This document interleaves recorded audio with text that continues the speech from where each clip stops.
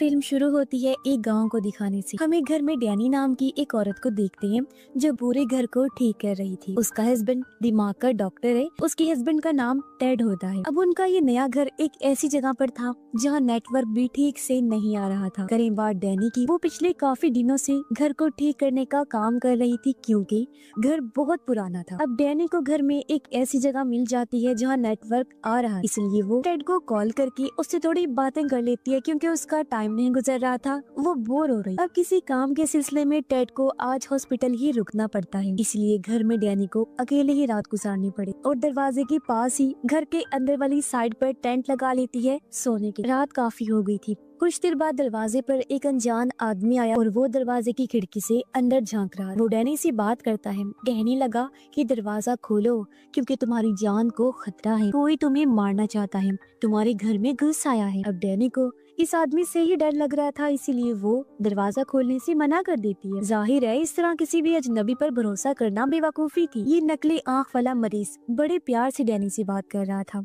उसका लहजा और तासुरात देखकर भी यही लग रहा था कि उसे डैनी की परवाह है और वो सच में उसकी मदद करना चाहता है। वो फिर डैनी को कहता है, ठीक है, अगर तुम्हें मुझ पर भरोसा नहीं तो कोई बात नहीं, तुम पुलिस को कॉल कर दो क्योंकि तुम्हारी जान को सच में खतरा है, मेरी बात को समझो। अब उसकी बातें सुनकर डैनी दरवाजे के पास है। उसने दरवाजा खोला या नहीं ये तो हमें दिखाया नहीं गया, मगर इसके साथ हमें दूसरा सीन दिखाया जाता है जहाँ हमने देखा कि कोई चीज बुरी तरह उस नकली आंख वाली मरीज को मार देती है। फिर पता चला कि डैनी की भी मौत हो गई, उसका भी किसी ने बेरहमी से कत्ल कर दिया है, यानी जैसा उसने कहा था वैसा ही हो गया। और अब हम कुछ महीने के बाद का टाइम देखते हैं जहाँ डैनी का हस्बैंड टेड एक दुकान पर आता है जहाँ पुरानी कीमती चीजें मिला करती थी। ये दुकान असल में डैनी की जुड़वा बहन डार्सी की थी। डार्सी बचपन से देख नहीं सकती थी, यानी कि वो अंधी थी। साथ ही उसके पास कुछ साइकिक पावर्स भी हैं, यानी दिमाग की अनोखी ताकतों की मालिक थी वो। जैसी बहुत अजीबोगरीब चीजें महसूस कर सकती थी और देख सकती थी, जिनमें भूत आत्माएं जादू टोना भी हो सकते हैं। डार्सी को अपनी बहन डैनी की मौत का बहुत दुख था। अब टेड अक्सर उसे मिलने आया करता था, मगर उसे डार्सी की उल्टी सीधी बातों पर यकीन नहीं था और उसका ये दावा था कि मैं पैरानॉर्मल चीजों को महसूस कर सकती हूँ, यानी ऐसी चीजें जिन्हें समझ पाना आम इंसान की बस की बात नहीं है। इस टाइम उसके हाथ में एक बेल थी। वो टेड को बताती है कि ये बेल एक लड़के की जिंदगी से जुड़ी हुई, मगर एक दिन उसकी बेरहमी से किसी ने जान ली और अब मैं उसे इस बेल के जरिए महसूस कर सकती हूँ। टेड यहाँ उसे कुछ देने आया था। जो चीज डार्सी ने ही मनवाई थी वो कोई ऐसी खास चीज थी जो उस नकली आंख वाले मरीज से जुड़ी हुई हो, क्योंकि उसके जरिए डार्सी ये पता लगवाना चाहती थी कि आखिर क्यों उसने डैनी को मारा और इस टाइम वो क्या सोच रहा है। तो अब वो चीज जो रुमाल था टेड उसके हवाले कर देता है। बातों ही बातों में डार्सी को पता चला कि अब टेड ने किसी और लड़के के साथ रिश्ता बना लिया है जिससे वो जल्द ही शादी कर लेगा। हालांकि डैनी को मरे ज्यादा दिन भी नहीं हुए। अब ये बात डार्सी को बुरी तो लगी मगर वो जाहिर होने नहीं दी। टेड अपनी उस दोस्त के बारे में डार्सी को बताते हुए कहता है कि वो पहले मेरी दोस्त थी, मगर अब क्योंकि मुझे किसी सहारे की जरूरत है तो हम दोनों ने ताल्लुक बना लिया और शादी करने का फैसला कर लिया है और वो हमारे ही हॉस्पिटल में काम करती है। इतना बोलकर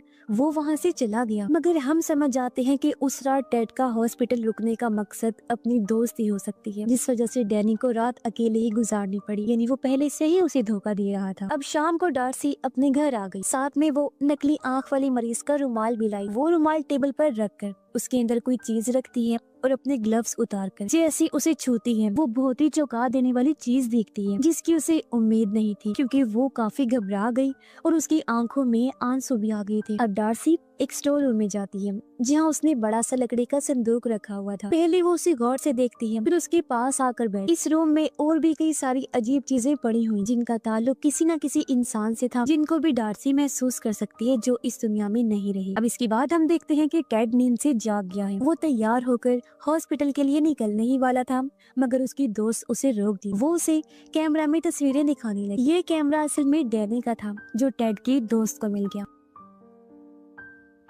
अब कैमरा की सेटिंग इस तरह से की गई थी कि वो खुद ब खुद तस्वीरें बना सकता था। इसी तरह एक अचानक से खिंच गई तस्वीर वो टेड को दिखाती है जिसमें डैनी की परछाई थी। हालांकि उसे मरे हुए तो काफी दिन हो गई थी और ये बात टेड टाल देते हैं, लेकिन उसकी दोस्त को अजीब लगता है। फिर अब टेड रात को ड्यूटी करता है, यानी उसकी दोस्त को भी इस घर में अकेले ही रुकना पड़ेगा, मगर उसे डर लग रहा था क्योंकि ये वही घर था जहाँ डैनी की मौत हुई। टेड उसे कहता है बस कुछ दिन की बात है, फिर मेरी ड्यूटी का टाइम बदल जाएगा, तुम्हें तब तक मैनेज करना पड़ेगा। इस पर उसकी दोस्त कहती है कि नहीं, जब तक तुम्हारी रात की ड्यूटी है मैं अपने ही घर में रह लेती हूँ, जब तुम्हारी ड्यूटी बदल जाएगी मैं वापिस आ जाऊँ। तब टेड उसकी बात मान जाता है। उसकी दोस्त को आज ही निकलना था और इससे पहले कि टेड अपने काम पर जाता, वो बताती है कि कल रात डार्सी ने अजीब सा तोहफा भेजा है और ये वही लकड़ी का संदूक था, जिसे देखकर दोनों को ही काफी हैरत हुई। इससे भी ज्यादा हैरान वो तब रह गई जब इन्हें पता चलता है कि डार्सी बाहर ही खड़ी हुई है, इसलिए दोनों उसे घर के अंदर ले आते हैं। अब उसे किसी ने आने की दावत भी नहीं दी थी, वो खुद ही आ गई थी। वो यहाँ 2 दिन के लिए रहने आई थी और इस बात में टेड की दोस्त को कोई दिलचस्पी नहीं थी, लेकिन टेड उसे मना नहीं कर पाता। अब ना तो यहाँ टेड होगा और ना ही उसकी दोस्त, लेकिन फिर भी डार्सी रुकना चाहती थी। अब डार्सी उन्हें लकड़ी के संदूक वाला तोहफा दिखाती है, जो सच में अजीब था क्योंकि अंदर लकड़ी का ही बना बड़ा सा पुतला था। उसे देख टेड की दोस्त को बहुत बुरा लगा। तब टेड उसे समझाता है कि जब डार्सी चली जाएगी तो मैं इस पुतले को हटा दूंगा, जब तक वो यहाँ है प्लीज मेरी खातिर उसे बर्दाश्त कर लो। अब टेड तो निकल गया। फिर कुछ देर बाद उसकी दोस्त भी निकलने वाली थी, लेकिन उसकी चाबियां कहीं गुम हो गई थी। टेड की दोस्त चाबियां ढूंढने की बहुत कोशिश करती है, लेकिन वो उसे कहीं भी नहीं मिलती। डार्सी वहाँ पर बड़ी आराम से बैठी हुई थी, ऐसा लग रहा था जैसे वो पहले से ही जानती हो कि यहाँ क्या होने वाला है। चाबियां ना मिलने पर डार्सी उसे पूछती है, क्या तुम अब नहीं जाने वाली? वो कहती है नहीं, और मजबूरन अब उसे भी घर में ही रुकना पड़ता है। कुछ देर बाद टेड की दोस्त आकर देखती है कि संदूक में बड़ा लकड़ी का वो पुतला डाइनिंग टेबल की एक कुर्सी पर बैठा हुआ है। उसे देख टेड की दोस्त को अजीब लगा। वो डार्सी से पूछती है,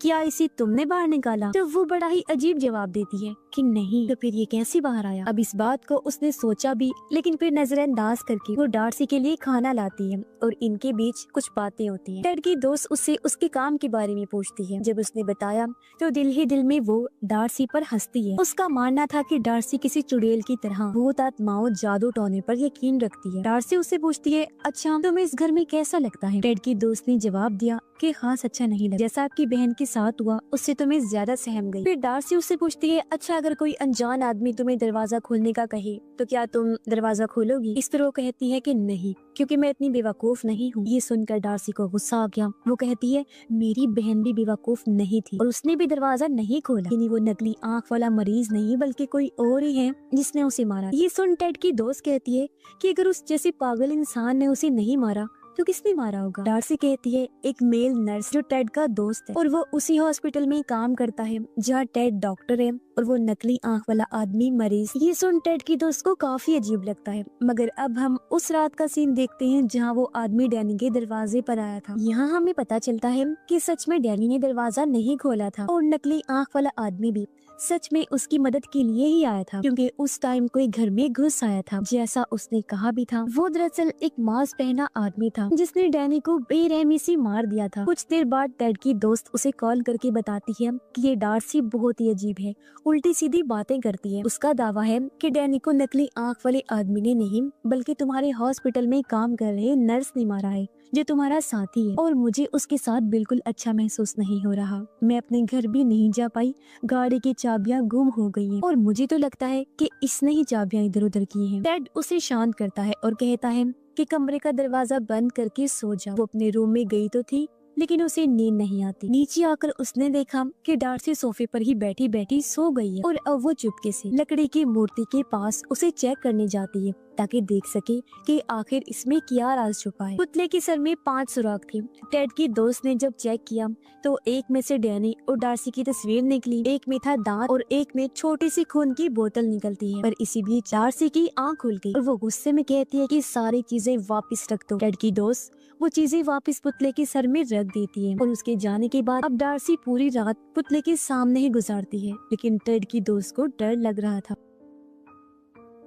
अब टाइम गुजारने के लिए वो डैनी के कैमरा में उसकी रिकॉर्ड की हुई वीडियो देखने लगती है, जहाँ डैनी के पीछे उसे एक डरावना चेहरा नजर आया, जिसे देख वो इतना डर गई कि उसके हाथ से कैमरा छूटकर नीचे गिर जाता है। तभी उसने देखा कि रूम के एक कोने में डैनी का भूत है जो उसे डरा देता है। इसी बीच उसे अपनी चाबियां भी मिल जाती हैं और वो गाड़ी लेकर यहाँ से निकल गई। अब हम हॉस्पिटल का सीन देखते हैं, जहाँ सच में टेड और डैनी के कातिल यानी उस नर्स के बीच दोस्ती थी। दोनों आपस में बात कर रही हो। अब घर आने के बाद टेड देखता है कि उसकी दोस्त यहाँ पर नहीं है और टेबल पर डार्सी उदास बैठी हुई है। जब टेड ने अपनी दोस्त के बारे में पूछा तो वो जवाब देती है कि वो तो भाग गई है। मैं चाहती थी कि वो तुम्हारा असली चेहरा देखे कि तुम कितने घटिया इंसान हो, लेकिन मेरी बहन के भूत ने उसे डराया और वो चलती बनी। मैं सच जानती हूँ कि तुम ही वो इंसान हो जिसने मेरी बहन को मरवाया है, क्योंकि तुम्हें अपनी दोस्त से प्यार हो गया था। तुम तो सिर्फ मेरी बहन की दौलत हथियाना चाहते थे, जो उस बेचारी ने पहले ही तुम्हारे नाम कर दी थी। मैं तो ये समझती रही कि किसी पागल इंसान ने उसे मारा है और मैंने उस नकली आंख वाली मरीज से बदला भी ले लिया, मगर वो तो सच में मेरी बहन की मदद ही करना चाहता था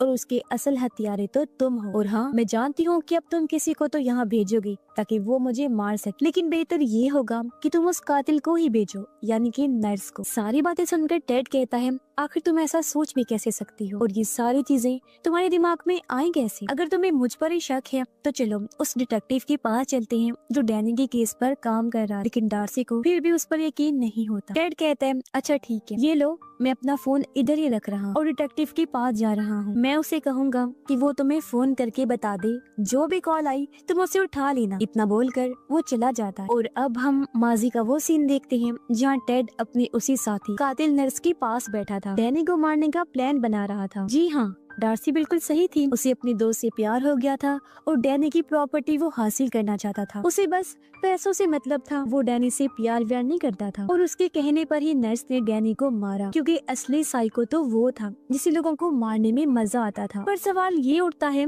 कि इस सब में नकली आंख वाले आदमी का क्या है? तो असल बात ये है कि भले ही वो दिमागी तौर पर ठीक नहीं था, लेकिन दिल से वो भला इंसान ही था। वो कोई कातिल नहीं था। उसने टेड और नर्स की बातें सुन ली थी, इसलिए उस रात वो डैनी को बचाने के मकसद से गया, लेकिन डैनी ने उसकी बात का यकीन नहीं किया और वो मारी गई। और क्योंकि शक उस आदमी पर था, इसलिए उसे डार्सी ने मार डाला। जब भी तो उसने कहा था कि मैंने उस आदमी से बदला लिया। इसके बाद हम देखते हैं कि टेड डार्सी को भी मारने का प्लान बना चुका है। उसने जाते जाते फर्श की एक टाइल निकाल दी ताकि जब वो फोन उठाने आए तो उस जगह से नीचे गिर जाए। उसने नर्स को भी ये काम दे दिया था कि अब तुम्हें डैनी की बहन डार्सी को भी मारना है। वो इस काम के लिए राजी हो गया और खुशी खुशी उसके घर के लिए निकल जाता है। अब टेड हॉस्पिटल के नंबर से घर के नंबर पर कॉल करता है और जैसे ही डार्सी फोन उठाने के लिए आगे बढ़ी, प्लान के मुताबिक वो नीचे गिर जाती है। नर्स जब वहाँ आया तो पहले उसकी नजर लकड़ी के पुतले पर गई और फिर डार्सी पर, जो बुरी तरह जख्मी हो गई थी। उसके सर पर गहरी चोट लगी थी